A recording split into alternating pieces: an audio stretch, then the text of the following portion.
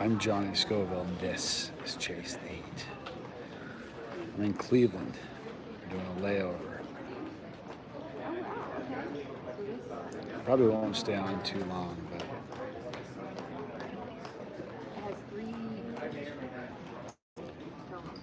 I don't know how good the signal is because the airport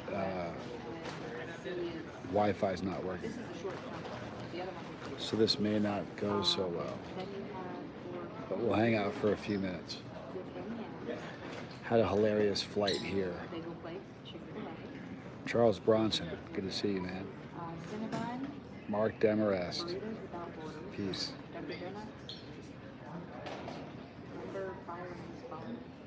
Yeah, the airport signal, the airport Wi-Fi is not doing such a good thing. So this is just without the Wi-Fi. But you guys got to hear this. It's funny. Dennis Brace, good to see you. Robert Springs, good to see you. William Ford, 2 months, my man. Thank you so much. And everybody that has a bus pass, thank you. I got on this plane, and it's like a 3 hour and I don't remember how much it was. 3 hours and change. But Bizzle. And the Zachary Peterman. How cool. Thanks for being here. Spirit Prof, good to see you. Just tried something spicy, says the Zach Peterman. So I get on the plane and there's this guy behind me with his son. His son's little. He's a cute little kid. The plane takes off and then you hear the little boy in the back. He goes, so this is what it feels like? Maybe just had to be there. It was so cute, his little voice. So this is what it feels like? Oh, it was great. I got a good laugh out of that. It reminded me of a really funny one. My brother and my mom were on a flight. I don't remember where they were going. But it was a bad flight, and there was a bunch of people holding hands, and it was like one of the bad ones. And there's a man in front of my brother and my mom with a little girl. And the father's hands he was white knuckling it. He was gripping the seats. Everybody was really scared, and his little girl had headphones on, and she's going, wee! Everybody in the plane's freaking out. The little girl is having a ball. And kids are great. Kids are great. Anyway, I thought that was beautiful. Google is evil. Man, how about it? Andy Paul, good to see you. Joe Bilbao, good to see you. Rusty Revolver, thanks for being here. You guys are awesome. Antoine, excuse me, man. Antoine Griezmann from Brazil. So I don't know how long I'm going to be going live. It's a lot better now that you can hear me. Hot Wheels, you got to be kidding me. Good to see you, Hot Wheels. Charlie and Mary, thanks for being here. Garden State Gardener. Ike is here. Jacob Deathridge and Keith Lego. Bree's sleeping, so we'll do this. Ozzy. So it's raining like crazy here. So I want to kind of do this live stream surreptitiously so I don't get spotted for doing a live stream. It's kind of weird when people think you're doing a live stream. It could just look like I'm doing just a live, like a Skype phone call. I just don't know it's to a bunch of people. I'm not much of a soccer guy, Antoine. I played when I was a kid. My dad took me to this place to learn soccer, try to go for the soccer team. Brian Nim, good to see you. I failed my DMV permit. Don't let it bother you, you'll get it. I was trying to learn how to play soccer, and every time the ball got near me, I'd grab the ball. They kept saying, no, you can't do that. You're not supposed to hold it. I just couldn't figure it out. So we were driving home. This is a story that my dad told me through as I heard it, a dozen times as I grew up. I don't really remember it. If I do remember, I think I remember just hearing the story my whole life, but I don't remember the actual event. But apparently, as the story was told, I was driving back with my dad. And he said, so what did you think of soccer? You want to go back and play again? And apparently I said I did not. And he asked me why. And I said, I can't be good at it. I don't want to do it. It's funny. If I couldn't be good at it, I didn't want to do it. It's just a funny, odd way for a kid to look at stuff. King of Women, I'm looking forward to getting back home. I really am. It's been a long trip. 5 a.m. Just woke up. Hot Wheels. Kids are the best, man. They really are. Tells everybody the single best thing that'll ever happen in your life.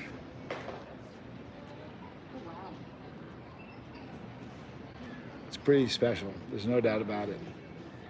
It'll change your life, that's for sure. I remember we have 3 kids with my wife, my kid's mom, 3 of them. And then like with Bree, I swear I see like them as mine and talk to them every single day for hours for the last 3.5 years. But it does change your life. Going from like 1 to 2 kids or 2 to 3 was nothing. But going from no kids to 1 kid, man, oh man, that was rough. That was a big change. I remember our oldest son was in the hospital for a while, for like a week in intensive care. So when we finally took him home, we were leaving, and I looked at their mom, and I said, I can't believe they're letting us take him. She goes, he's ours. We got home, we put him on the kitchen table. He was in his like car seat, and we just looked at him. I'm like, now what do we do? So going from no kids to 1 was a mind bender, but having a bunch of them was no big deal. So good to see everybody, man. Kids just, what kids are great? They have no filter. They just say what's on their mind. And it always makes for funny stuff, Silver Shire, good to see you. Monk, good to see you, man. Jason P.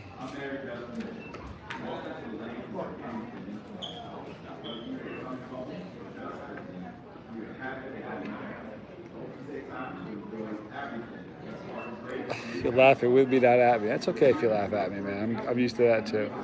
Ray, good to see you.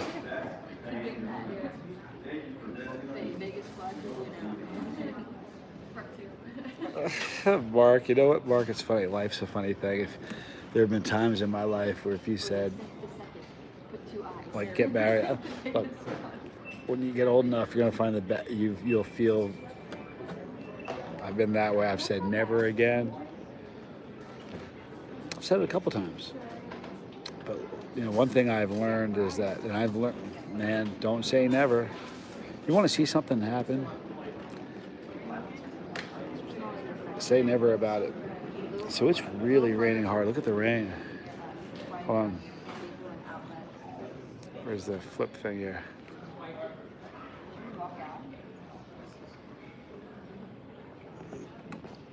The rain is gnarly.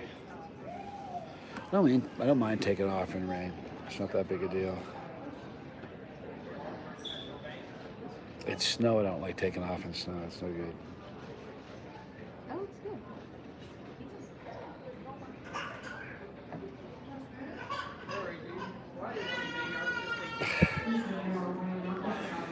Wow. It's been a crazy couple days. You know that? The last 4 days, stuff online's been crazy. Stuff everywhere has been crazy. The world's crazy. Did you guys hear I don't know if it's a gag or if it's serious, but Elon Musk and Zuckerberg may actually fight in the octagon. Can you imagine that? I think it's funny. I would pay to fight I'd pay to fight the both of them at the same time. I would jump at the chance to do that. I hit Zuckerberg first, right in the chest. He'd fold like a lawn chair. I don't think Elon Musk would like to get punched in the face. Anyway, I don't know why I'm even thinking about that. It would get mad views, there's no doubt about that. I saw a video of Zuckerberg wrestling. He's practicing Brazilian Jiu-Jitsu. But a lot of times guys that are into Brazilian Jiu-Jitsu, while they're great if they get a hold of you, they don't like getting punched in the face very well. I mean, nobody does, but they don't seem to be very good at it. Just some of the stuff I've seen.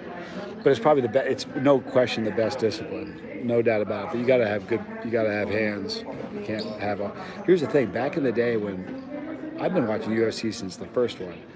So when UFC first started, they used to, I mean, sometimes there were like no rounds, just one, whoever wins, however long it goes. There were 15-minute rounds. They were like, they had a couple different things that they tried out, but they used to stick like a grappler with a striker, and they would do opposites to try to throw people off.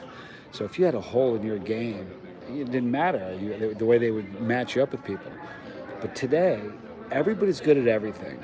And if you have a hole in your game this big, within 2 minutes, they're going to find it and they're going to beat you unconscious. It's a beautiful thing.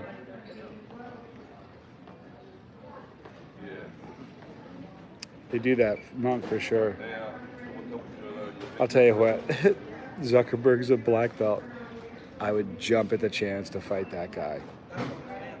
For real. I'm not even joking you. Oh, that would be so much fun. You know, I haven't been in a fight in a long time. I don't know if you guys ever heard this story. The last fight I got in, this was hilarious. I don't like fighting. I want to preface it by telling you that I do not like fighting. Okay? But I was, this is when Johnny Jr. and I were still living in Reno before we moved to South Carolina. And we had this neighbor, his name was Steve. And Steve was a lunatic. One day, Steve, he was playing Slipknot. And I like Slipknot, don't get me wrong. I like metal, I do. Play a lot of it, I like metal. But he was playing Slipknot. It started around 10. I'm like, that's kind of late, but no big deal. Like 4 in the morning, still like 3 or 4 in the morning. He was unconscious, drunk unconscious on his bed and couldn't wake up to even, banging on the door. So when he got up, I'm like, dude, I need your phone number. So if this happens again, I'm gonna call you. And he gave me his phone number and he had mine. Everything was pretty cool. He was kind of, he's an odd guy. And it happened again. Here's the deal. The guy had a drug problem. I'm not gonna say his last name, so it doesn't matter, but he had a meth problem. He was methed up. It's not a joke. He had a problem. And he did that again. And he would go on these runners where he'd be up for 4 days and then he'd sleep for 2, but 3 or 4 times he put the music blaring. And the last time he did it, he wasn't in his room. He put the music blaring, then just left. Upset me. I didn't go crazy, but I just gave him a hard time about it in text. So I'm on the phone one day, and this is like a following day. It isn't even the same day. I'm on the phone with David Foy. I'm sitting there with my son, Johnny Jr., and I'm talking to Foy on the phone, and I get a text message from him. At first, I didn't even know if he was serious. He says he's going to come to my apartment and kick my butt. I'm like, he obviously didn't say it like that, but I'm like, so I read the text to Foy, because I'm looking at the text, I'm like, I can't believe the text I just got. It was, who is it? I said, lunatic neighbor.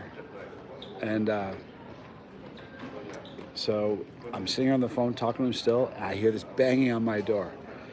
I said, Foy, I got to split. I'll call you back. So I hang up the phone with Foy. I said to my son, Johnny Jr., I said, turn your camera on and film this. And it wasn't, look, it obviously wasn't for content because I didn't upload it. If it was for content, you all would have seen it. So it wasn't me trying to be a YouTuber and get content and be glorious. That wasn't the reason. Again, you all would have seen it because I have the tape. I did it. Evidence, nothing else, evidence. Seriously, Exhibit A. That's why I filmed. I had him film. I knew what was going to happen, and I wanted him to film it. So he opens the door. I'm like, and I said, dude, you need to get away from me. I don't know what your problem is, but this is the wrong door to be coming to it, with a problem.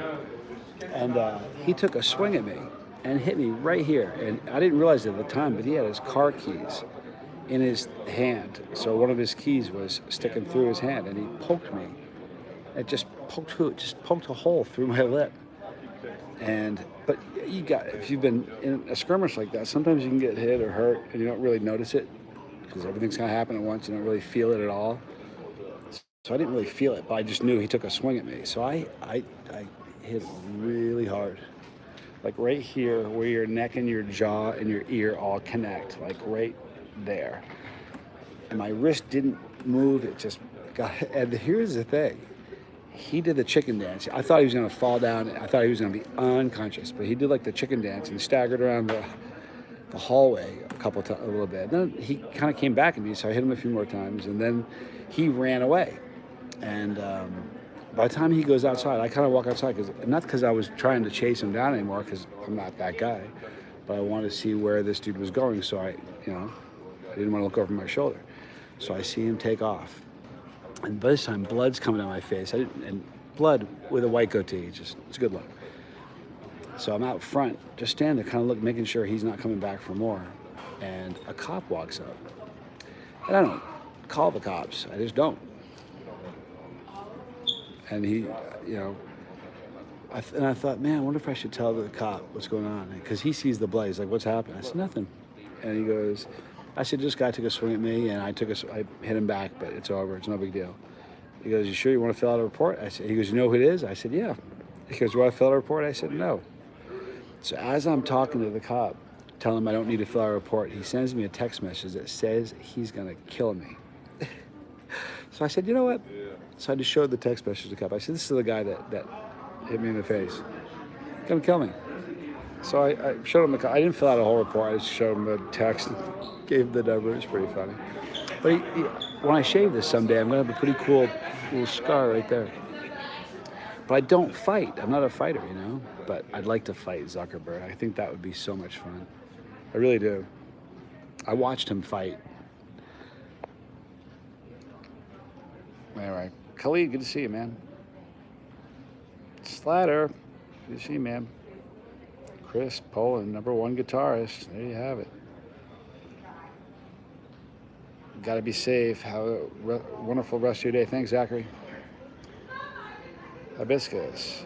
Have you had any hot sauce today, sir? Man, you know what? It's funny you ask that. Listen to this. I've had nothing hot today. Listen, if I had turned my other cheek, he would have punched me in the other side of my face. There's a time for everything. If someone punches you in the face, I thought I did a good job.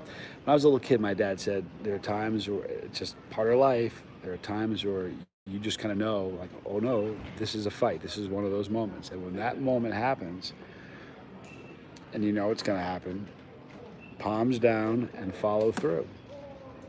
And always gave me great advice. But I need to eat something hot. I haven't eaten. Here's the thing: I haven't eaten anything today. Nothing hot, but nothing. I fell down and hit my head and bit my tooth in my bottom lip in a fight.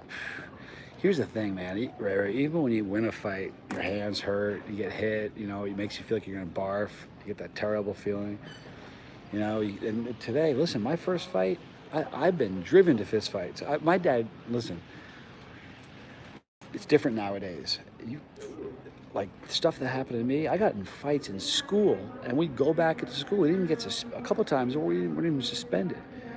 Things are just different now. You punch a person today, you catch a charge, and you go to jail. So there's no fighting that's worth it. But in a ring, I'd love to do that with him. With Zuckerberg. Yankee Kyle, good to see you, man. Chad Matthews, good to see you. Take care, Monk. Been waiting on the dock. It's my turn. See you later tonight. For sure, be safe, man. Metal Music Maniac. Microwave 7-Up is something to try. Intriguing. Am I going to do another Netflix appearance? I don't have anything in that I'm working on with Netflix. I have another one coming out on a different network, a different streaming platform. It's not Netflix, and that's going to be coming out in October. Originally they said June, then they were thinking July, but now they're saying it's October. Last week I did a few voiceovers.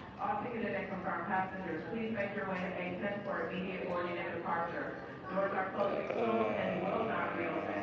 Once again, this is a final warning call for Frontier Flight 2415 with a nonstop service to Phoenix.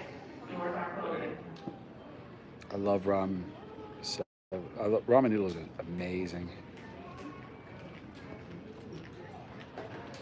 When you get into your fight, keep your eyes open, cheat like hell, and do it. Well, here's the thing, right?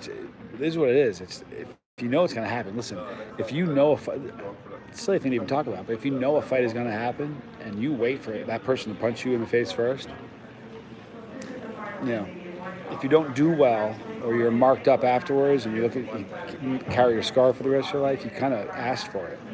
If you know a fight's coming, and listen, I told a story once. I should have retold it when Tommy was there because I never did that. I told it a couple times without him. I got into a fight once with Tommy and Sister Scoville. The three of us went to a party, and in a neighboring town. And it was one of those kind of fights where if we hadn't got out of there when we did, somebody could have been killed. It was horrific. It was me and Tommy were the only two punching against, and I'm being like honest to God conservative, maybe 12, 15 or 16 people, a whole big room full of people. Most of them scattered like crazy when we started throwing punches, but it was a horrifying thing. It was the day before Mother's Day. I had a swollen jaw, I had a black eye, my brother was cut. The next day we went to Mother's Day brunch. And like the only saving grace is that my sister was there and she had never done anything wrong. And she said it wasn't their fault. It was not their fault. It happened, and they, you know, and if you know, because my parents, you know, this kind of stuff happened, and you know, and they thought for sure we brought it on, and we did not bring it on. So that sort of saved things. But at that, we were eating like pudding, and because we were messed up, it was terrible. It was like a terrible morning. But fighting is no good, man. And that was one of those fights where I knew it was going to happen. And if I had waited for somebody to hit me, I mean, that was one of the scariest things that ever happened to me. It was terrifying. And, Drew V, good to see you, bro. Yeah, it's been a crazy week for me too, man. Robert Springs. Don't know if they have a gun or not now. Well, you know what's really funny? Here's the thing. I grew up in the country where if you walked out into the school parking lot, and I'm not making this up, in the wintertime, you would see 20 vehicles with gun racks in the truck with a gun in it during school. I'm not making any of that up. I have friends that'll back that up. Never had a problem with someone bringing a gun into the school, but there were always guns in the cars. I grew up in the country. So, but today is a weird day, man. I can't see this. Mr. Grunner says, we love you. Hey, thank you, man. I appreciate it. Hey, Churchy, what can you say about Russia? I've been there. Been to Russia, and I've been to the Ukraine. You know what I can tell you? The Russian people were some of the finest people I ever met. You know what I can tell you about the Ukrainian people? They were some of the finest people I've ever met. The leaders of both countries, you know, I'm not talking about any of that. The people there are wonderful. All of them like hot sauce, all of them like spicy stuff, and all of them are living in countries where terrible things are happening they don't want happening. This isn't about the people there, it's about other stuff. It's terrible, very sad.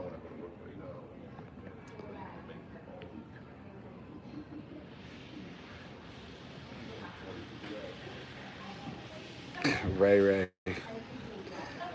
I think on that note, I might wrap this thing up. I'm kind of starving, man. I haven't eaten anything. Look at this. Remember how bad the weather was a few minutes ago? The sky's poking out and the rain stopped. Oops. All right, so I'm going to wrap this up and find something to eat because I'm starving like Marvin. I love you guys. I appreciate you hanging out with me a little bit.